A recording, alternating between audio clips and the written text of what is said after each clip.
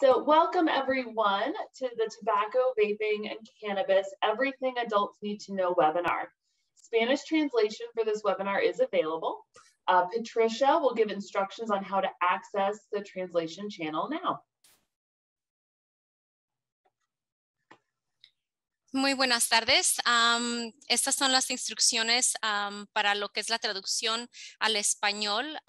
Paso 1, asegúrese de tener la aplicación más actualizada de su Zoom en sus computadoras o teléfonos o celulares. El canal intérprete no funciona con navegadores de la web. Usted puede descargar la aplicación en Zoom Client en la siguiente enlace que está ahí abajo, subrayado en azul. Paso número 2, participe en el seminario de en línea de Zoom utilizando la aplicación Zoom cliente desde su computadora o teléfono celular. Paso 3, haga clic en el icono que aparece en el globo hacia abajo. Paso número 4, seleccione el idioma adecuado. En ese punto tendrá la opción de seleccionar audio original para que solo escuche la traducción.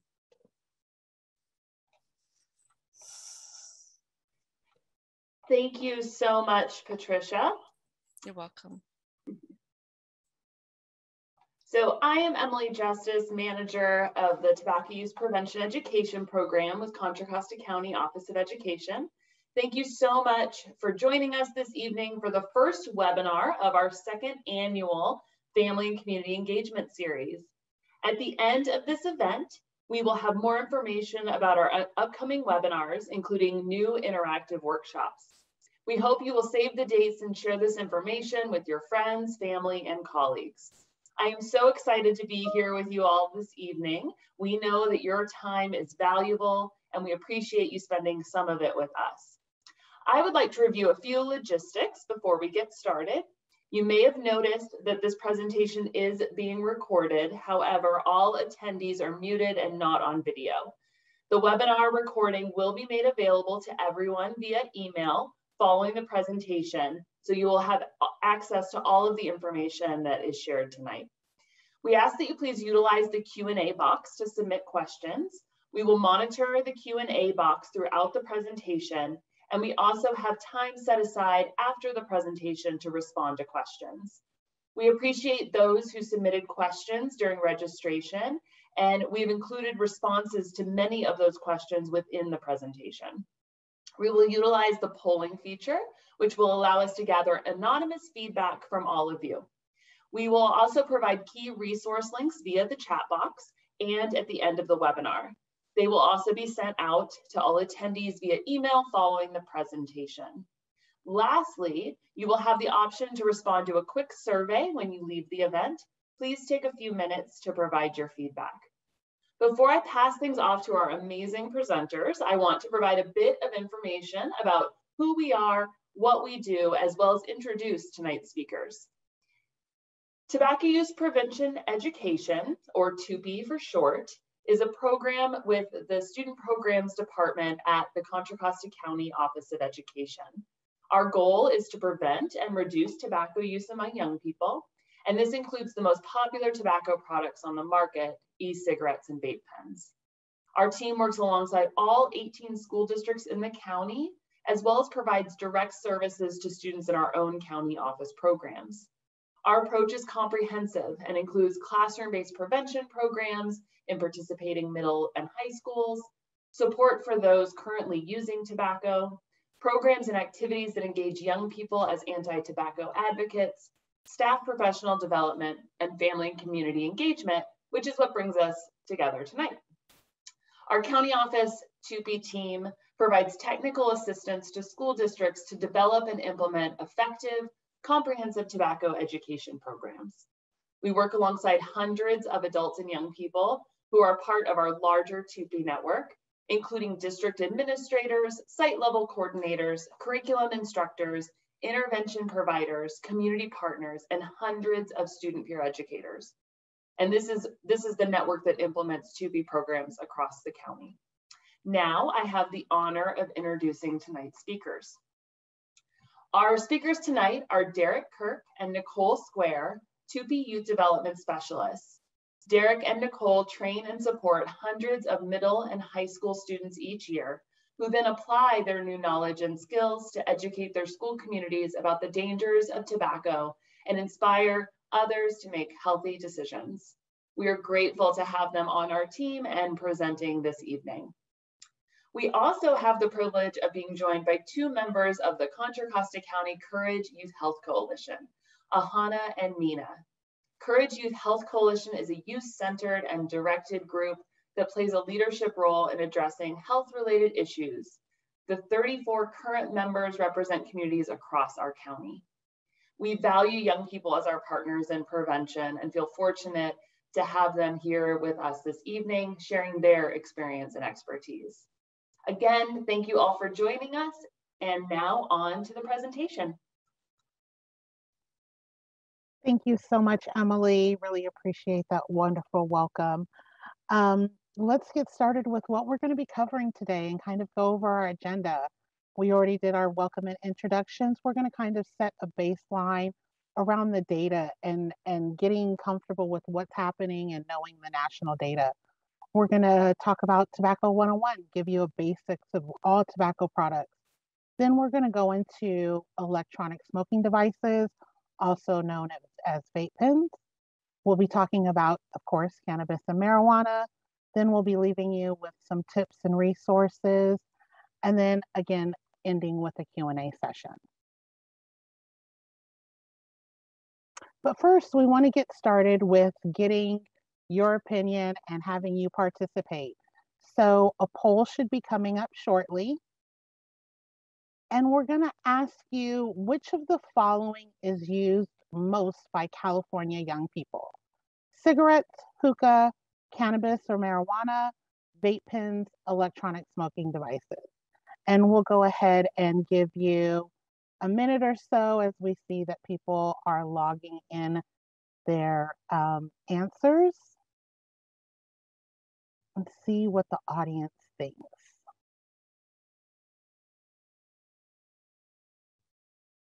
All right, just a couple more seconds as we have people still logging their answer.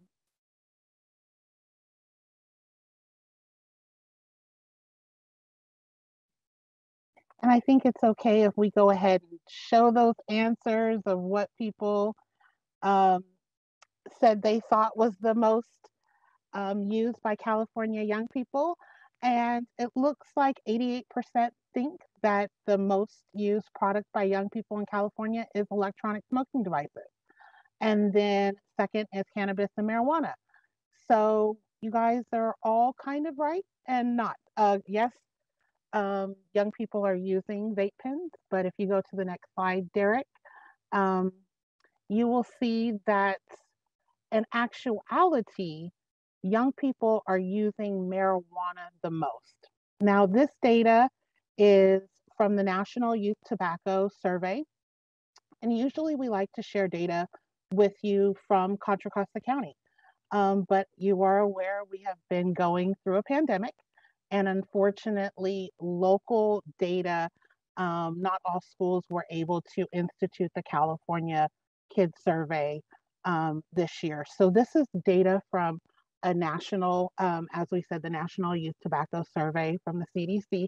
And as you can see within California, young people are using marijuana the most. And then you can also see the third one over, electronic smoking devices. Now, these are the two columns that we see an increase in use between 2016 and 2018. So blue is 2016 data and green is 2018 data. And every other marker, we're seeing a decline, which is great. Unfortunately, we're still seeing usage among our young people, which is unfortunate and why we do the job that we do. But we are seeing, unfortunately, an increase with marijuana and with electronic smoking devices. And so we'll take a look at a little bit more data digging deeper, and we'll talk about why that is. So again, this is data from 2019. And this is looking at tobacco products used by young people, again, high school students across the country. And we can see that electronic smoking devices are by far the #1 product used by young people. And on a national level in 2019, it was at 27.5. And then cigars, again, are having, again, all of these rates are too high. We would like to see them all at 0, but they have a lower rate than electronic smoking devices, which are used quite a bit by young people. Next slide. And this is data that we wanted to show you because finding data during the pandemic has been so hard because students have not been in class. They have been kind of doing work from home. But we did want to kind of give you what data we do have. And the data that we do have, and this is from 2020, and I think a link is going into the chat box so that you can look at that in further depth if you would like.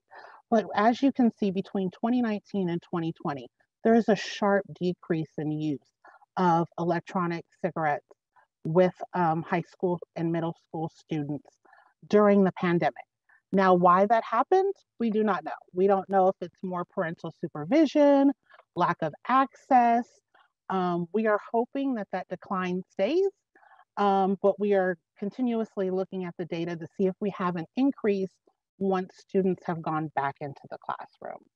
So we did see a decline during the pandemic, and of course, we'll be looking at data to see how that changes. Next slide. Unfortunately, what we did see, the yellow bar is 2019, blue bar is 2020. What we did see was a huge surge in disposable e-cigarettes. Derek's going to be talking about this later in the presentation, defining what those are, but these are prepackaged devices. And we unfortunately, as you can see, had a real surge. We'll be talking about why that was a little bit later, but we wanted to give you a baseline for the data. And also to inform everyone that sometimes there's a perception of use, and that we are having, unfortunately, a lot of young people use these products, but it also is not all. So we want to put that into perspective of who is using. And who better to put that into perspective but our young people. And so with that, we have the honor of speaking with Ms. Ahana.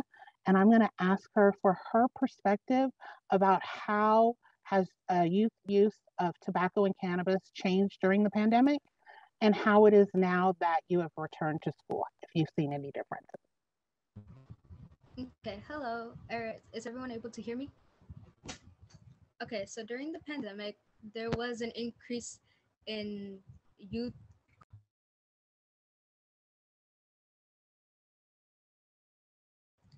During the pandemic, at first, when everything was closed down, there was a decrease in tobacco products because no one had the ability to either purchase stuff nor pass everything out. But towards the high peak of the pandemic, when everything did start to open up, people had the access to go around buying tobacco products, cannabis, and therefore they were able to exchange everything. So there was a slight decrease in the beginning, and then towards the end of the pandemic, there was a huge increase in products. Thank you so much, Ahana. And I think I can speak for the adults in the audience. Derek and I, it's been a long time since we were in middle school and high school.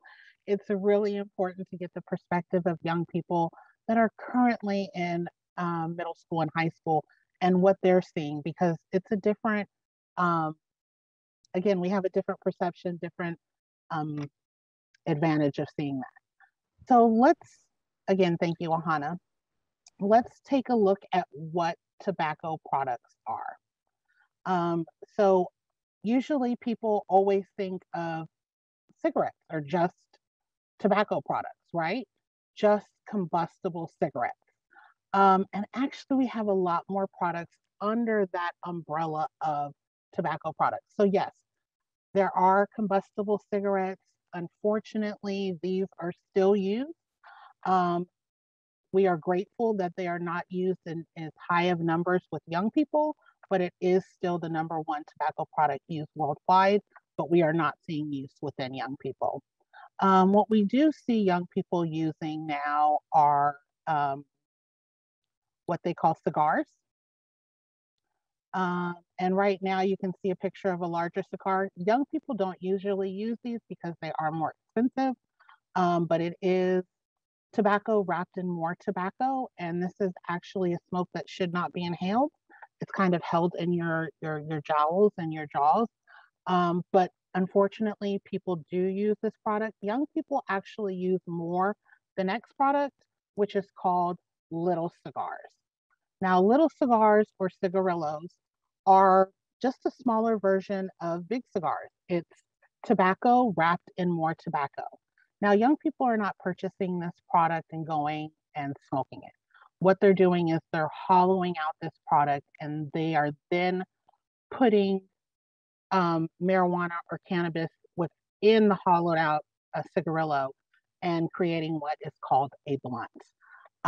So unfortunately, we are seeing young people using little cigars or cigarillos. Also, backwoods, we see these wrappers around our schools, especially when they were in session, but it is also against school policy to wear any type of sweater or backpack or phone case with this type of logo on it. Backwoods or cookie, they are against school policy and wearing them.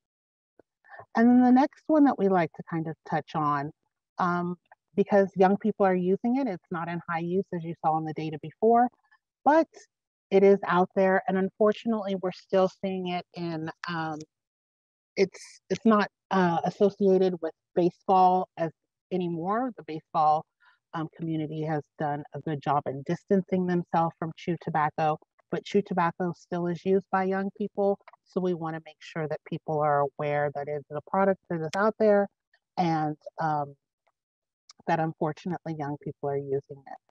And then the next one that Derek's going to take a deeper, well, the next one is hookah, which young people are using, but not nearly in the same rates as you saw before. The one that Derek's going to take a deeper dive into is the electronic cigarettes or smoking devices. Young people refer to them as vape pens.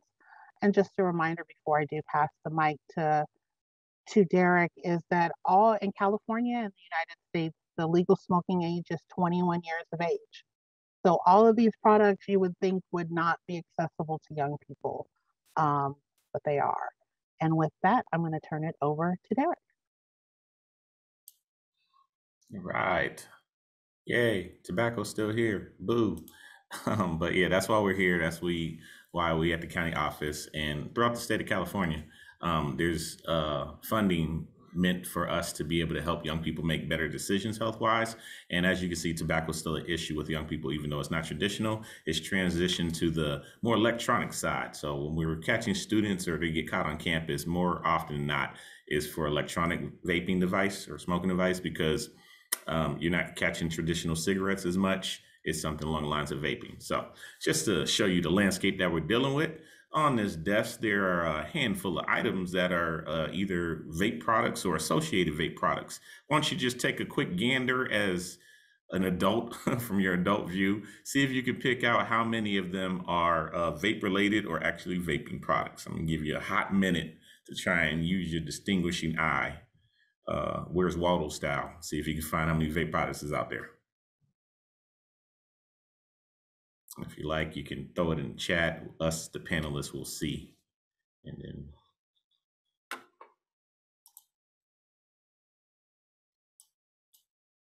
getting up 10 seconds.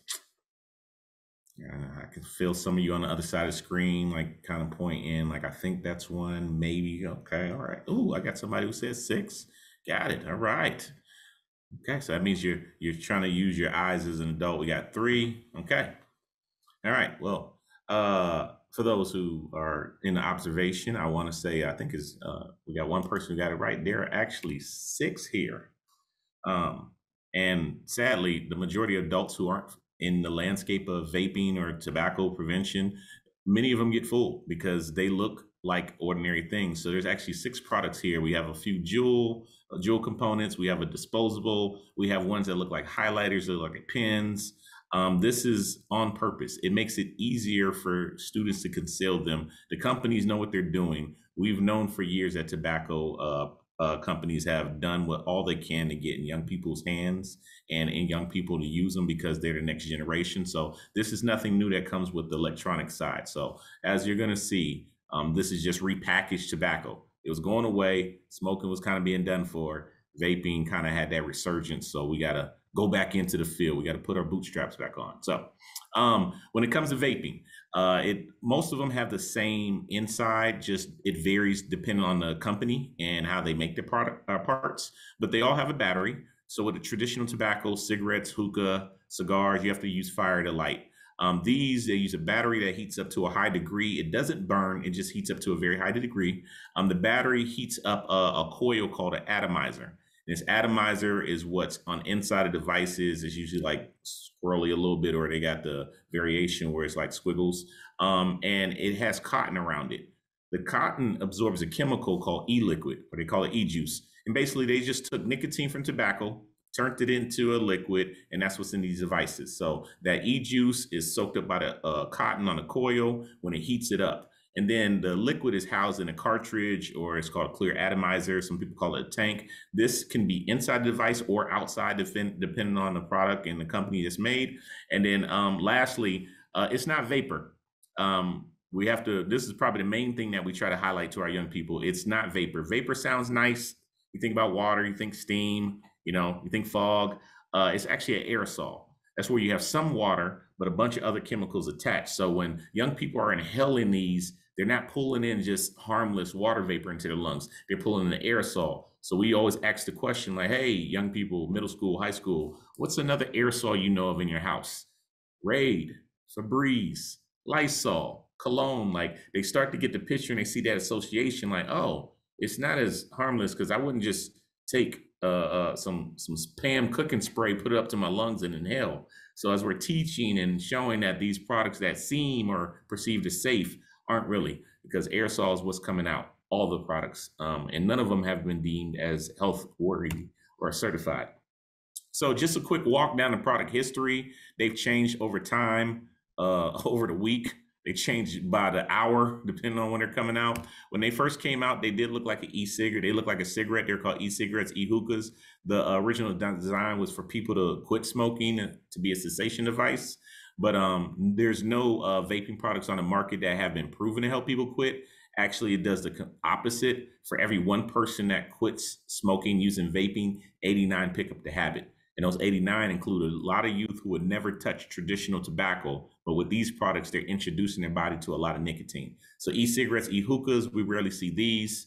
Vape pens, wax pens, we're seeing more often. A vape pen is where you add e-juice in on your own, and then a wax pen is where you get the THC cartridge from a dispensary. And we'll talk about that in a little bit. And basically, you charge the bottom part or the part that the battery, and you could change out the cartridge when it's done. And then you had the bigger ones called mods. If you see somebody walking down the street or driving, you see that big white plume cloud, usually from a mod because you can regulate the heat with the buttons. We didn't think young people were using these so much because you can't get these on the shelves at like Walmart or like the drugstore. You got to buy them at like a vape shop or online and like customize it. But we have about a good 6, 7 of these at our desks, and they can get pretty expensive. So young people have been using them. They are kind of going away because they're kind of bulky. So now they've streamlined when it comes to vaping. And this is where we see the introduction of pod systems. So pod systems kicked off around 2015 with Juul. When Juul came on the scene, and the creators of Juul stumbled upon a chemical that made it more prevalent than the other ones. And so 9 times out of 10, when we get confiscated devices from throughout the county, it's a pod system, and they vary in size, shape. You got to Google every week just to see what's out there. So pod systems are basically broken down into 3 types. Pod systems, you have a closed system where you have the pod, you have the device, and then you have pods that go with it. So when that pod is empty, like if you bought a Juul, you have to get Juul pods that fit with it. When that Juul pod is empty, when the e-juice is gone, you just throw it away, buy a refillable pack. So that's a closed system. Then you have an open system where it's similar to a vape pen, where you get the pod, and then you have the pod that goes in it, and you fill it up with your own e-juice on its own. And then the last one is disposables, which is, as Nicole has spoke on earlier, it's kind of running rampant right now. They have flavors. They tend to be a lot cheaper. We're finding them in the hands of middle schoolers. Puff Bar is a popular brand. It's kind of going away. Other brands are popping up like Hyde and Big Wave. But these is basically you buy them, take them out the package, it's ready to go. You don't have to charge, you don't have to refill. When it's done, it has a predetermined amount of hits, maybe 200, 300. Some of the bigger ones have 500, 600 hits, puffs. When you're done, you just throw it away. They discard it. So even in high school, middle school, money is a factor when it comes to young people. So the cheaper, the better. So these are cheaper. And if they get caught and they have to discard them, it's a little bit easier for them to part ways than if they have to pay $30 for a Juul system starting out. So we're seeing way more disposables than anything. And as you can tell from this image, they come in an array of colors and they're very tempting and attractive to our young people. And this is where the tobacco companies have put a lot of their energy and their resources in to draw young people in for the next generation. So when we're looking at these pod systems, they are so much different than the other vaping products that I highlighted. If you smoked a pack of cigarettes, it's equivalent to 20 cigarettes in a pack because you can't buy a pack less than 20. It's illegal. But that represents 20 milligrams of nicotine. If you vaped one Juul pod, it's equivalent to 41 cigarettes worth of nicotine. So the scary fact is not only are they getting double the amount of nicotine, but it's about half the price because one Juul pod is on average about $4. For a pack of cigarettes, you're looking at around $8. So you're getting twice the punch of nicotine. And we're seeing high rates of addiction because all that nicotine is hitting the system of our young people and they're not even prepared or they don't have any kind of experience with even a traditional cigarette. They get a lot of dosage in and then they start to exhibit addictive behaviors. Puff Bar, if you use that up, it's like 50 cigarettes worth of nicotine. And then a Soaring Pod's even bigger. It's like 90 cigarettes worth of nicotine. So this is why we have to not only address with prevention, and then we're seeing a lot of young people who need brief intervention and cessation help because these products are coming in and they don't associate it with tobacco. So now they're getting nicotine in their system, exhibiting addictive behaviors, and don't even know that they're walking that line that is looking like if they were smoking traditional tobacco. Okay. So in this, we always ask our young people, why are they trying these products? What's the number one reason why youth are using vape products? And I want us as parents, I want you to get past just think about the trouble or at-risk teen that ditches classes once every week. The landscape has changed. It can be AP students. It could be athletes. It can be any invited cheerleaders. It doesn't matter. It touches all groups in the schools. It's not assigned to just the ones you would traditionally think about. So we ask our young people, what's the number one reason why people are vaping, why young people are vaping? And it ranges from, of course, you have peer pressure, then you have curiosity, and then stress if they usually after they try it. But the number one reason is because of the flavors. The flavors are a big draw to our young people. We go throughout the county. We ask them when we're teaching, like, hey, do you know somebody who vapes? Hands go up in the room. We say, hey, what kind of flavor does your family friends tell you they vape? They say cotton candy, chicken and waffles. They say Skittles. They say rainbow tears, like all of these different flavors. Rarely do they say like tobacco or like classic. It's always something that sounds good, or if you don't know what the name is, it'll draw you in. Like Puff Bar actually has a flavor called Clear. Like, really, what does Clear taste like? But somebody bought it because we have it at our desk. So this is what they've done to draw our young people in. There's over 15,500 flavors on the market, way more than is necessary. If somebody's trying to quit smoking, you don't need 15,000 options to do it. And it could be, they range from pastries to candy to breakfast cereals to drinks, anything that sounds good, they've turned into a flavor. And so this is why we have to continue to kind of like go back in and see what's out there, see what our young people are using. 70% of middle school and high schoolers who use tobacco product in the last 30 days, it's a flavor. Tobacco companies know this. They play this game acting like, oh, this is for adults and we know this helps them quit. But statistics have shown that young people are drawn to flavors. The traditional taste of tobacco is nasty. Vaping without any kind of flavoring on it tastes like awful. So they have to add these ingredients in to make young people enticed to use their products. So what's inside of them? These are just a handful that we show our young people. The ones that are underlined or darkened are cancer causing or dangerous. Usually when we're touching on the product, what's inside the pods and such, we always highlight when we're talking to young people, the ones in the right-hand column, which are titanium, zinc, sulfur, iron. Like those things are minuscule, like very small particles of metal. They are coming off the coil that gets heated up and it's getting into the aerosol. So microscopic traces of metal are getting to the aerosol. So even if a young person put water in there, just putting your mouth on it and inhaling, you're pulling in nanoparticles, small pieces of metal into your lungs. And we have seen so many adverse effects on the body when it comes to vaping, and in conjunction with it's not helpful for your immune system, especially during COVID, but it does tear down the internal. And we're seeing rapid lung damage because of even a short amount of time of vaping. And that's why we continue to warn people, young people, that essentially your generation's like the guinea pig to figure this out. It took them decades to figure out what tobacco does, traditional tobacco did. It's kind of the same thing when it comes to vaping. So when we're looking at what takes place in the body, there is a connection, and we're going to cross these two over in a second as we're looking at tobacco and cannabis. But when we're dealing with what takes place in the body, of course, your lungs are impacted. It's smoke. If you're smoking tobacco, if you're smoking cannabis, if you're inhaling aerosol, it's a chemical that's going into your lungs. Your lungs were only designed to take in air, folks. So when young people want to play, what's the worst game? Like, well, which one should I do? Should I smoke cannabis or vape or tobacco? Which one's the best? We always tell them, like, your lungs are assigned to air. You might want to you could take in some water every now and then when you go for a swim, but there's not one we can play is better than the other. So we want to point them to the best health decision, which is only allowing air into your lungs, because you have a negative impact in overall. And then you have, of course, what takes place with your heart when it comes to smoking tobacco, when it comes to the aerosol and the vaping products. They both include nicotine, and those actually, people use them saying, I need to calm down, I need to relax. But ultimately, it does speed up your heart rate, and it does adverse effects on your body because your heart is pumping out extra.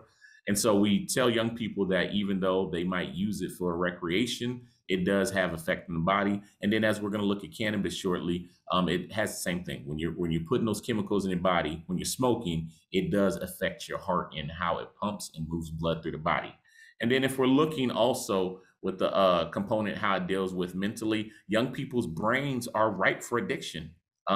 That's why tobacco companies know that if we can get nicotine into their body before the age of 18, they're more prone to be a lifelong customer. 90% of smokers who started, who become addicted to cigarettes and other tobacco 90% started before the age of 18. So our goal is to teach young people, let's make a great health decision now and push out and not even try, because your brain is still developing. And that also goes with cannabis. Your brain is taking in the chemicals of cannabis that will influence or affect you as your brain is growing to that age of 25.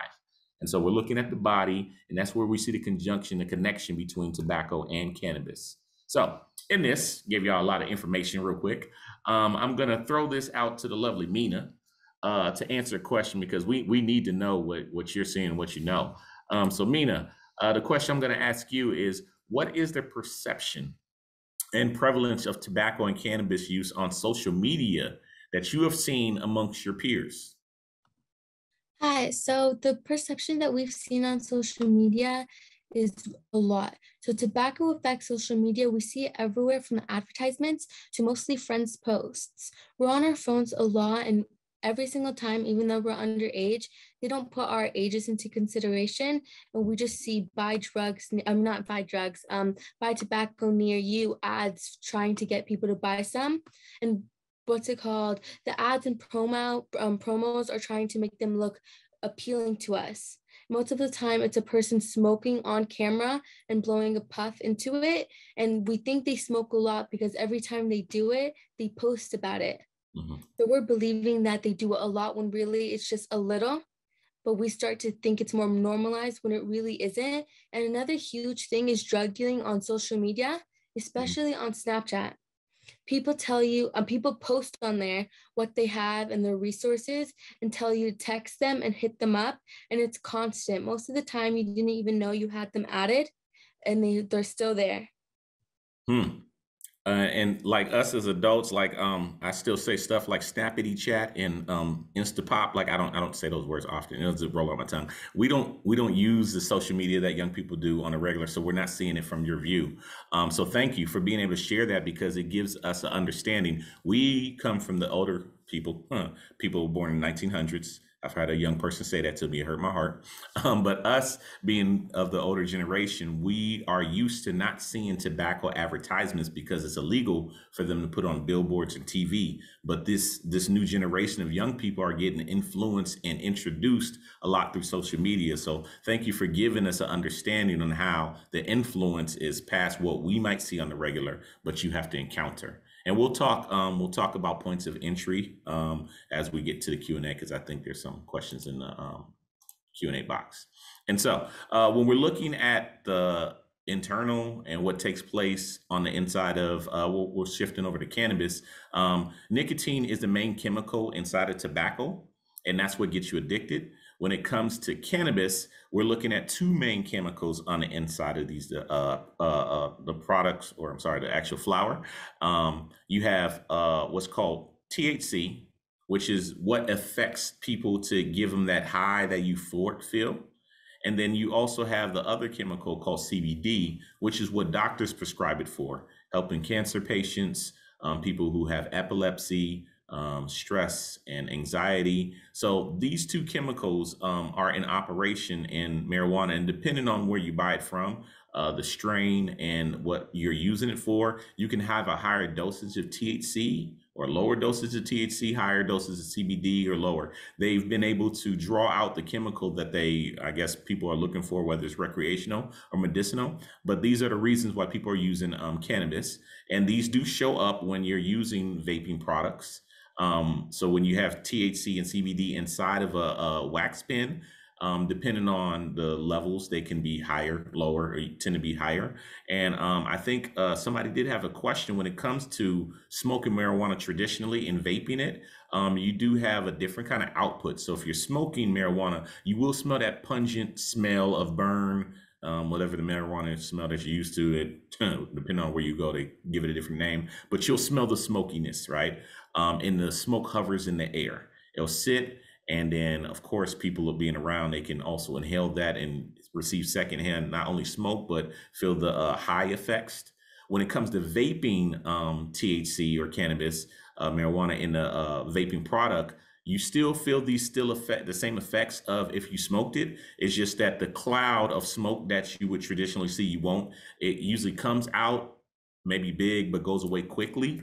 The smell might not smell like marijuana. They have been adding flavorings to the wax pen, so it could be cannabis with grandma's cookie infusion. So I have a smell, but it won't be like traditional marijuana. So this makes it very difficult on campuses when young people bring them on, because it's not so easy to detect, because young people use it in a second's notice and then release, exhale, and it's kind of gone. So another polling question we're going to throw out to everybody. How concerned are you about young people using cannabis and marijuana? So if you get a chance, go ahead and answer that question. I know we're looking at a different landscape. California has legalized it recreationally. So how concerned are you with the young people?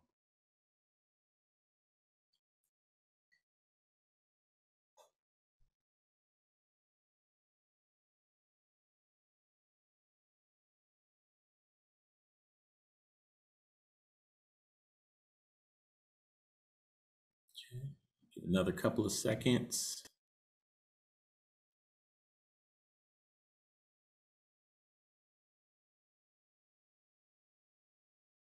All right, and can we post the results so everyone can see? And it looks like people are hovering around extremely concerned, like, man, it's legal, it's available, there's dispensaries everywhere. I seen the billboard as I was driving up 680. Yes, the prevalence is here, but what we can say in confidence and happy to share that the number of youth that are using is a lot less than what we usually project. Like as Mina was saying, there's a presentation that more are using. Like you'll talk to certain audiences in school settings and say, hey, how many young people are using cannabis? Someone say, oh, everybody is. because it's glorified. When they go home on the weekends, come back to school, like, what you do on the weekend? Oh, smoking some marijuana. Oh, wow. And it makes it seem like more people are doing it. Nicole will share with you the actual numbers in a little bit, but the positive is not as many youth are using it as we can perceive. Even though it's legal and it's easier to access, less young people are using than those who aren't, or less aren't using. I said it backwards. You get what I'm saying. But not as many young people are using as we perceive a lot of times. So I'm going to show a quick video from, his name's Ralph Cantor. He's done a lot of work with marijuana in young people, and he's going to break down what THC levels have looked like over the years, because what we think or what we know from our generation, from our years, it differs greatly from what is out there now.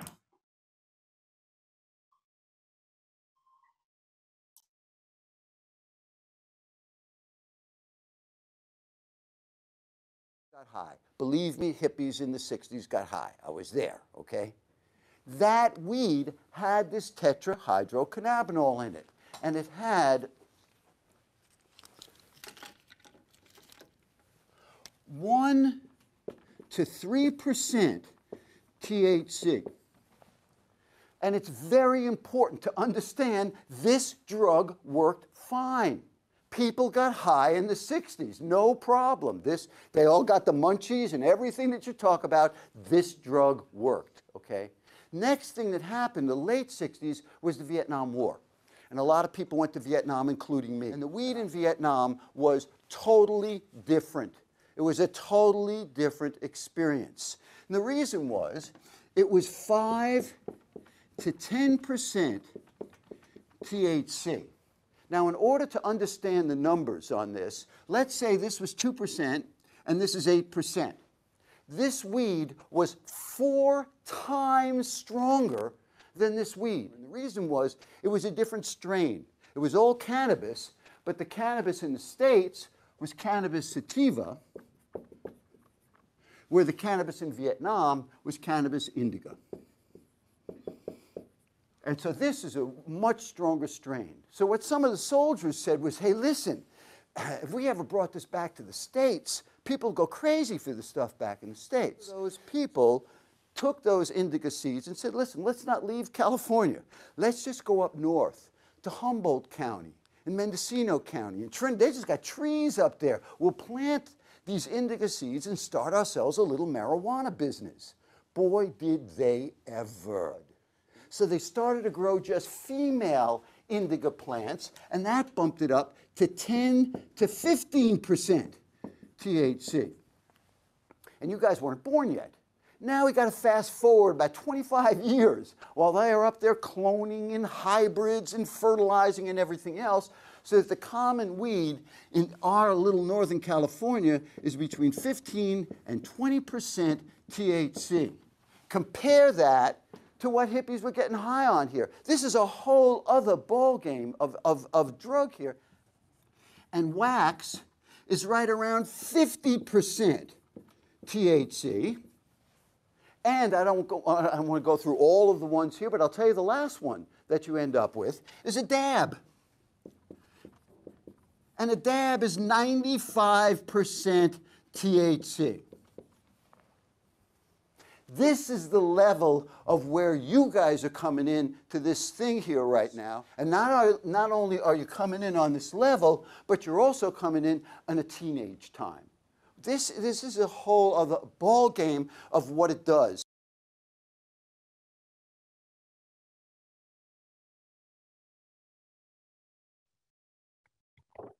Thank you. That again was Ralph Cantor explaining the THC levels over history and how they have increased from what we think of as my grandmother or the flower children of the 60s and the 70s. What young people are dealing with today, the THC, the extremely high levels of THC are so completely different from marijuana or cannabis of the past. And we thought that that was really important to share with you, because I know some people are like, oh, it's fine, it's been legalized, you can buy it in a nice little clean, store now. It's not like that. And we really want to make young people and parents aware of the high levels of THC. And as you can see on your screen now, we also want to talk to parents about how young people are consuming this product, right? Because just like with tobacco products, the legal age to buy cannabis in California is 21 years of age. But we are seeing that young people are unfortunately using this. And you can see over on the right, 55% of young people are using either a joint, which is cannabis that's wrapped in a paper, or a bong or a pipe. Bong looks somewhat kind of like a hookah or a pipe, and they're burning it that way. But you can also see that 38.9% of young people are using it in electronic smoking device, also known as a vape pen. And so not only are they getting the effects of the cannabis, but as Derek was talking about, they're also getting the metals and stuff from the devices itself. As I was mentioning earlier, with the blunt, which is the little cigarillo that's hollowed out and put cannabis in, a lot of people, that is the number one way that young people are unfortunately using cannabis, and that's at 56.3%. And so with TUPE, that's really where we start at, because it's the intersection between tobacco and cannabis. A lot of young people don't realize that when they're using cannabis and using it in a blunt form, they are actually wrapping their cannabis or marijuana in tobacco, which has nicotine in it. So they don't even realize that they're using a tobacco product. They're like, oh, no, I just smoke weed. I don't use any of that tobacco. And it's like, yeah, you actually are. By using a cigarillo, you are incorporating nicotine in tobacco. And then also what we talk to a lot of young people about is edibles and dab.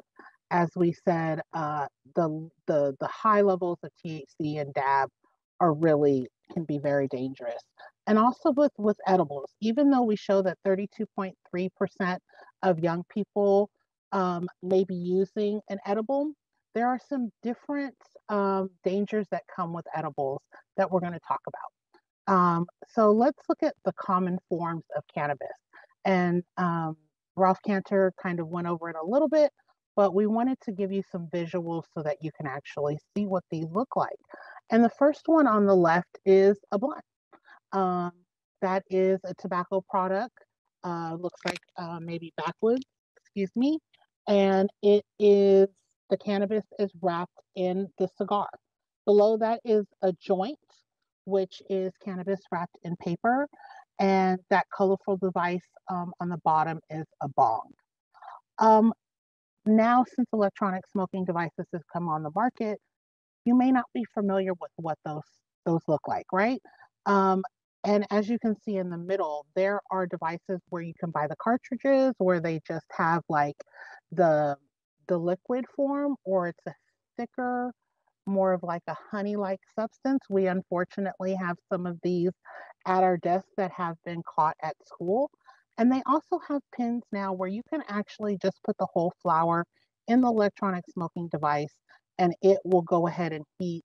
And it doesn't technically burn, but it heats it up to a high degree so that you can inhale all of the THC and stuff that comes with it. But also on the right, this is what a wax and a dab looks like. As I was talking about that honey substance, there on the bottom, you can see on the right that it's a very thick substance. On the top, that's what is either a wax or a dab, and it is, unfortunately, you can look on YouTube and see how those are used and how young people are inhaling them and using these products. But again, the high levels of THC that are in them, we wanted to make sure that you were aware of what they look like, because it is new and different from when I was in high school, or when my parents and grandparents were out there. And this is another one that we really want to talk about, is edibles. Not only do edibles have a large high levels of THC in them, look at these packaging. This looks like the original packaging of Sour Patch Kids, right? And you may have known, there are some stories out there of you know, kids that they cannot read, right? But they see what looks like Sour Patch Kids in their mommy's purse, and then they get sick. But adults are getting sick on these products also because what happens is when you are inhaling a combustible cannabis or marijuana, you feel the effects of it pretty quickly, right? If you're smoking or something like that, you feel it within minutes. With edibles, it actually has to go through your digestion tract. So with this, it can take anywhere from 20 to 45 minutes for you to feel the effects of the product. And people do not know this when they go into it. Unfortunately, they start to eat a little bit, they don't feel the effects, then they eat more, they don't feel the effects, they eat more. And unfortunately, by the time that they feel the effects, they are sick. This is where you're seeing the emergency room visits by people ingesting too much cannabis into their system. So we wanted to make sure that that was clear and also give you a visual of just how much the logos and the products look like regular products. I know when we are talking to young people, especially this time of year with Halloween around the corner, we make sure that young people, you know, look at your candy, look at everything that you open before you put it in your mouth, because these really do look like products that you would find in Safeway. And really, it can be turned into anything because it's turned into butter. It can be in drinks in the top left. It can be turned into cookies. It's not just like, oh, weed brownies. It literally can be turned into anything now, and it is, whether it be beef jerky or lollipops. But we really, as Derek said, going back to that perception, there's this perception that all young people, and even though I showed you the data of how marijuana is the most used substance with young people, it still is only 1 in 4 young people, high school students, that are using cannabis. So it's really important to understand that is still too much because of their developing brain, but it is not all. And we just want to make sure that we let you know that even though the numbers are too high, it is not all. And we also just wanted to go over some of the short-term effects of cannabis. Some of you may be aware of, some are not. We also go over this with young people, the red eyes, the dry mouth, the increased appetite. These are things that people think about, but some of the other things that people don't think about necessarily are the increased heart rate and the delayed response, and then the impaired motor coordination. These are things that if you're, you know, driving a car or doing things like these, this can really inhibit and change your behavior. You can also be paranoid. People don't think that there are people that are allergic. It can give you skin irritation and sensation, altered perception with high levels of THC, right? Showed memory loss. So these are all things we want to remind people of and young people of when they're thinking about cannabis. And so with that, we want to ask our lovely Courage members, what advice would you give adults on how to talk to young people about tobacco and cannabis? Ahana first, please. I would tell adults mostly to try to open up to your kid first in the beginning, so that when bigger topics like drug usage type products gonna come along, they'll be more understanding towards you rather than you just screaming at their face, don't do drugs, don't do drugs. Try to be more informative about what drugs do to your body, how easy it is to get addicted as well. You could also try to get them involved in programs that focus on drug usage and what drugs to young teens, because they have a low drug tolerance than most adults.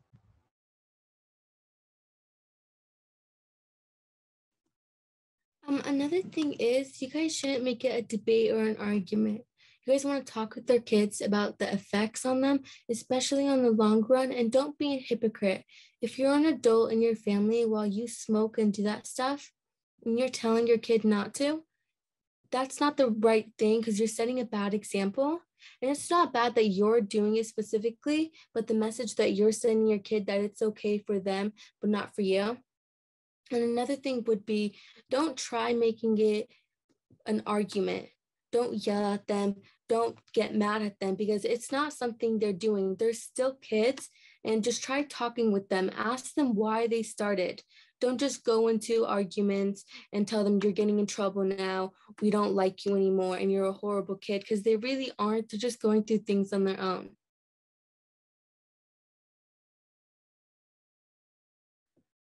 Thank you so much. Thank you all so much for that. And that was perfectly said, Ahana and Nina. It was so powerful, and coming from you especially. I want to thank the presenters, Derek and Nicole, for being here this evening, for sharing this important information to all of our attendees. Everybody who registered for this workshop will be getting this information, so we will be sharing it out widely. So thank you all for being here tonight. And I wanted to end us on some tips for adults. You heard from Nina and Ahana, which are very important tips. So I hope you take those into consideration. But we also wanted to go over a few things. So just about having that conversation, not confrontation, right? Having that conversation and how you do that. And avoid criticism, encourage an open dialogue. Start with I care about you, because that's the main reason why you want to have that conversation. I care about you, what's going on? The why is so important. And be patient and ready to listen. It's important to, when you're asking the questions, to actually want to listen to what they have to say and take that in. Get credible information. We have tons of links that we put into the chat box, so please use those links and get that information and look over those resources. They are very helpful. Keep the conversation going. One, you're not going to get all the information, just one conversation. So just keep that dialogue going. And that's really helpful, knowing that you're there to support them through this. And set a positive example. Nina explained it perfectly well, so I won't go into depth about that.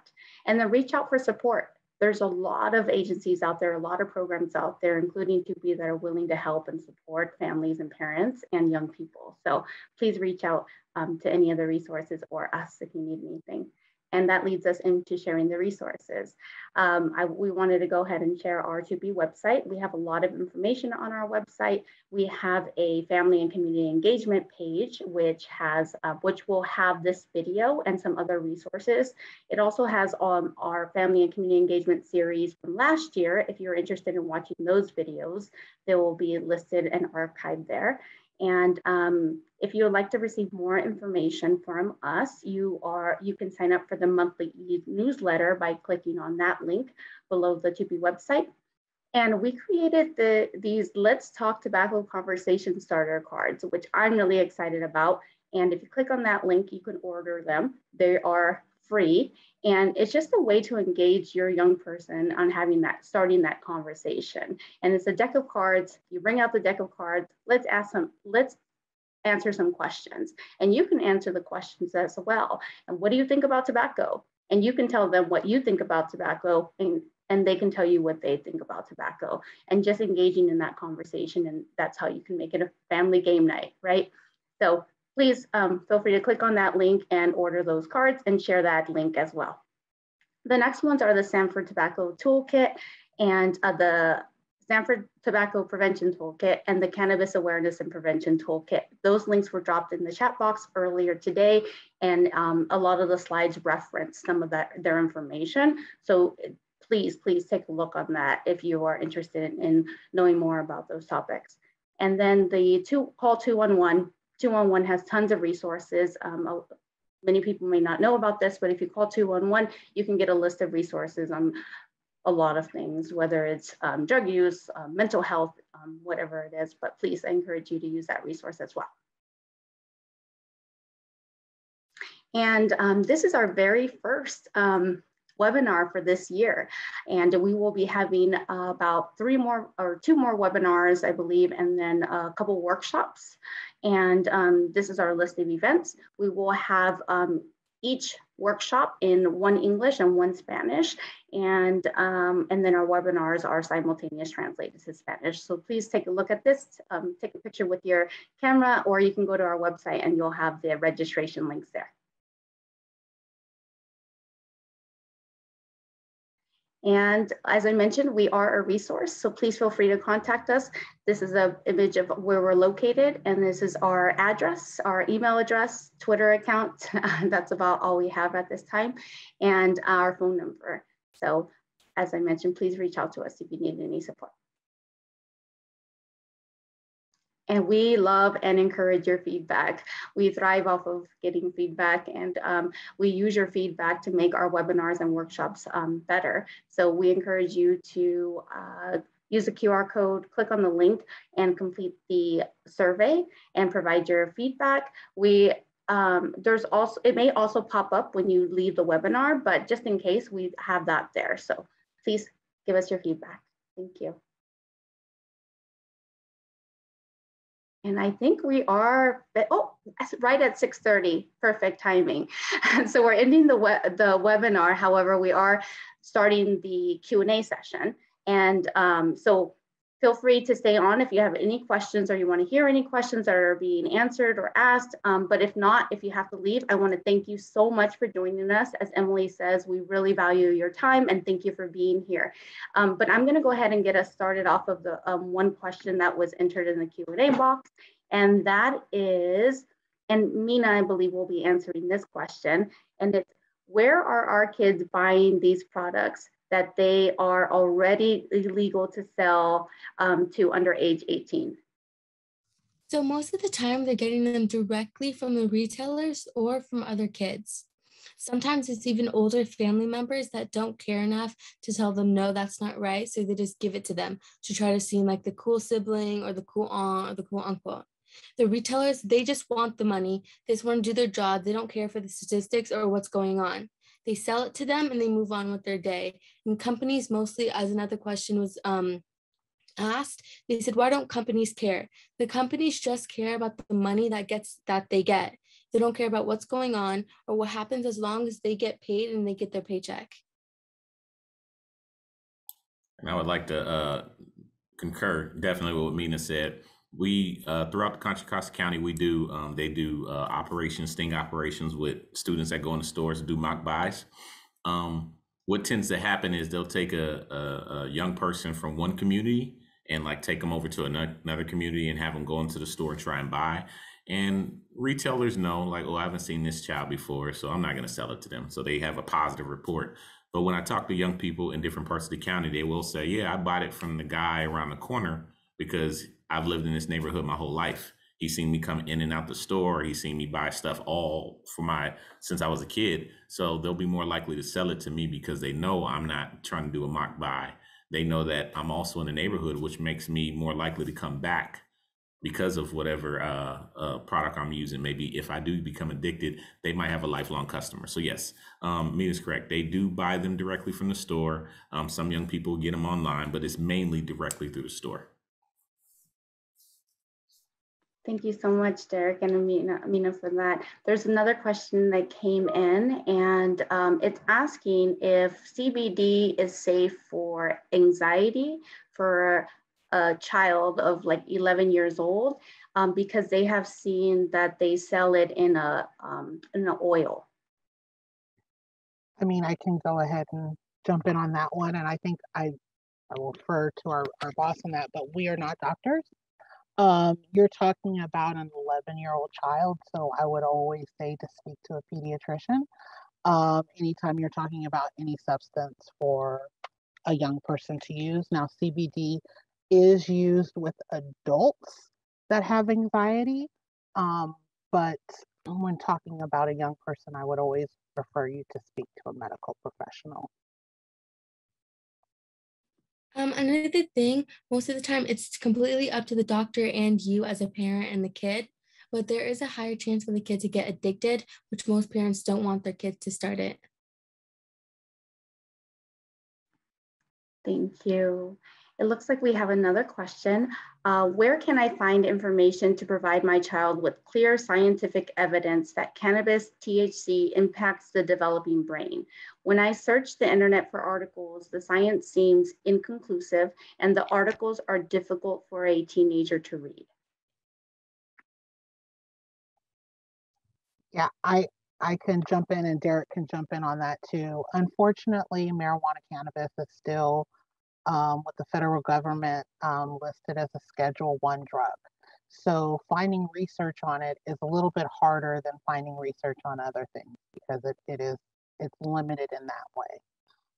But the Stanford Prevention and Awareness, Marijuana Prevention and Awareness Toolkit is a great resource. We use it. They have great videos. They have questions. They have many different things that you can look on. They kind of compiled what you can compile and put it in one spot there because it is hard to find research around cannabis because it's unfortunately still listed as a Schedule 1 drug.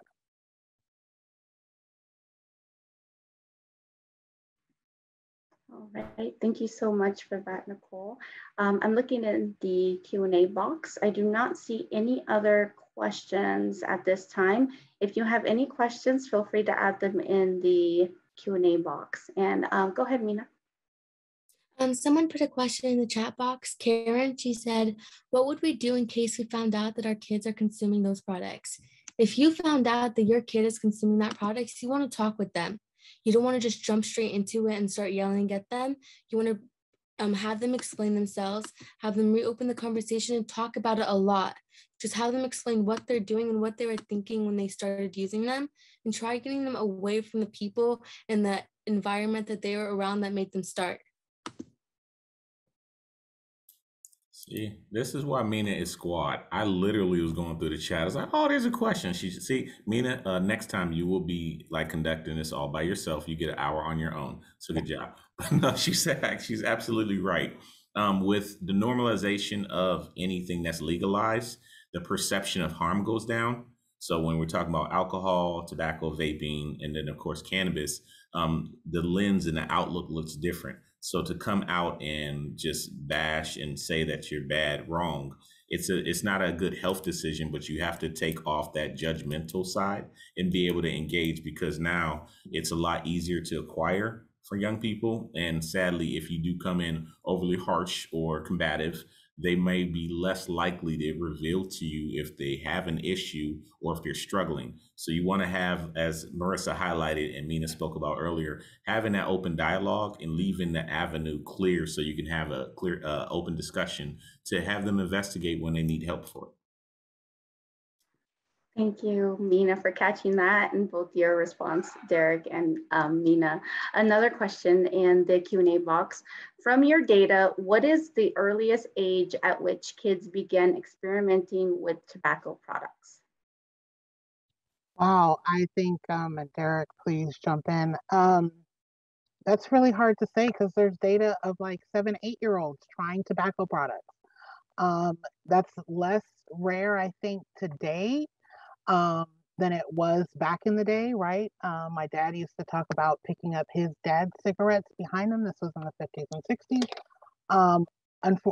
Thankfully, the combustible cigarettes have gone down in the US. But you are still seeing young people trying these products, whether it be a combustible cigarette product or a vape pen product. Now, they may try it at an early age and not decide to continuously use. That may happen later in their teenage years, but I don't believe that there's any data out there that says people start using a cannabis product at 15 or 16. It really is individualized to each person and their experiences. Thank you, Nicole. Oh, Derek, did you want to say something? Oh, and I was just gonna say, yeah. And far as data, we don't because when we work with our young people, especially in the county, a lot of times when they need support, it's anonymous. We don't take like their actual data. But I can say from anecdotally, we have seen elementary students starting to experiment with vaping products around 4th and 5th grade. Middle school, it's prevalent in certain parts of the county for sure, but we have seen an uptick. And we know this because with our program, we're only funded to work with 6 through 12, but we do occasionally have elementary schools within the districts reach out to our county office and say, hey, we caught a 5th grader. Is there anything you can do? So yeah, we're seeing it introduced in younger ages as of recent. Thank you, Derek. And there is another question. I believe Mina is going to answer this one. How we as parents can find out if our kid is consuming the cannabis? So you can't be 100% sure your kid is consuming it unless they tell you directly themselves, but there are a lot of warning signs. Your kid can have a change in personality. They can always be depressed, or they have a sudden change in moods. They can have red eyes. That's one of the biggest ones parents start to find out. Or one thing that's very famous, the munchies. They start to get hungry randomly at periods of time, or they start to come back and they smell like marijuana. Very, perfect answer, Mina. Only thing I will just add on is, yes, usually Derek talked about it too, is that smell from marijuana. It's pretty distinct, right? But when young people are using marijuana in a vape pen, it's very much like any other electronic smoking device. As Derek was saying, sometimes they can add a flavoring to it, so you can't necessarily smell the cannabis. But Mina had it exactly right. Talk to your child. Thank you, Mina and Nicole. Let's see, Mina, did you catch any in the chat box? I don't see any in the Q&A box. Thank you for keeping an eye on that. If nobody has any other questions, I think we're going to end the webinar. I will give it about, oh, I got a question in the chat box, yay. So let's see, the smell in food from marijuana, is it the same? It smells, for the most part, it smells like the baked product or whatever it's in. You usually, when it's mixed in with the when it becomes an edible, it doesn't have that strong cannabis smell that you might be used to. Up close, possibly, depending on how much they put in there, but for the most part, not. You'll probably smell a cookie. Thank you, Derek. And I think we got another question in the Q&A box, and it goes back to the elementary tobacco education. So since the schools include some extracurricular programs in their teaching, why is it still difficult to involve elementary school teachers in an elementary tobacco education? I'm just going to answer a small part of it because, like, my teachers have talked about it before. Teachers don't want to scare the kids that at such a young age, because most of the time they don't know what it is. But then in middle school, we learn what it is. And in elementary, we don't care about that stuff yet, and we just learn the basics. And from our county office, as I said, our funding that comes from the state is a lot for us to work with 6 through 12.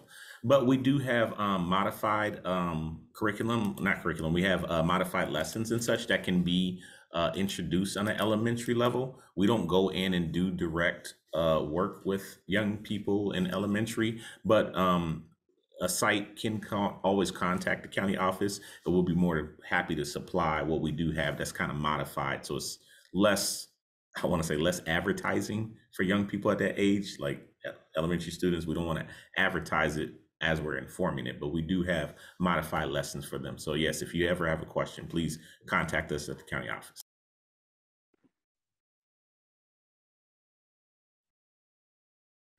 Thank you so much. We got a couple more questions. Is there any other products besides cannabis and nicotine we should worry about? Example, mushrooms. Yes. There are many products out there, and we've had Courage representatives here, and Derek and I are funded, Marissa, Emily, we are funded by tobacco funds. We are prevention education for young people, but we're also adult allies for our Courage Youth Health Coalition, and they look at abuse of alcohol, abuse of prescription drugs, marijuana. There are mushrooms out there. There are unfortunately a lot of substances that young people can't have access to. We would not speak on that. We are not experts on that. We have not, I would not speak on that, but yes, there are other substances out there, and I would highly recommend that you get reliable information on those substances. And again, I think going back to what Mina said is talking to your child, having that open dialogue with your child to see what's going on in their head and what they may not tell you what they're doing, but they may tell you what their friends are doing or what they see at school. So kind of opening that door and having that conversation. But yes, getting reliable information on what's available, I think is very important for parents. Thank you so much, Nicole. And there's another question in the chat. Which actions have been done or could be done to stop selling drugs among kids at school? Very good question. It varies from site to site. I will say this: if the students are doing it virtually through their social media, it's a little trickier because they usually have private accounts, and administration on campuses usually don't have access to their students' private accounts. They don't share that with people who could be looking at what they're trying to promote and sell on campus. So it takes a little bit more maneuvering. The hand-to-hand isn't so much so. It's usually done on social media, as Mina was saying. And when that takes place, it's usually third party that staff members find out. Or if the students has a bunch of vaping products, then they might get caught selling those. But there has been a lot of effort far as whether you're sitting down with brief intervention when students are caught using, or if it's having conversations with parents. And some districts have actually instituted Saturday school where the parents and the student gets education around the substances that they were using. So it varies from district to district. And that's why we do prevention work, to allow young people to understand and make a better health decision. And we have, throughout the districts that we work with, we have students that do peer-to-peer influential work to speak on prevention, which has shown to have a better impact and lower numbers of usage when you have peer-to-peer programs set up in schools. So that's the main thing that we're doing. And then we support our schools when they do catch students using. Thank you so much again for all of your questions and the answers. This is great. I'm looking to see if there's any other questions, and I do not see any other questions. I'll give it a few seconds or about a minute or so and see if anybody has another question. And if not, then we'll end the session.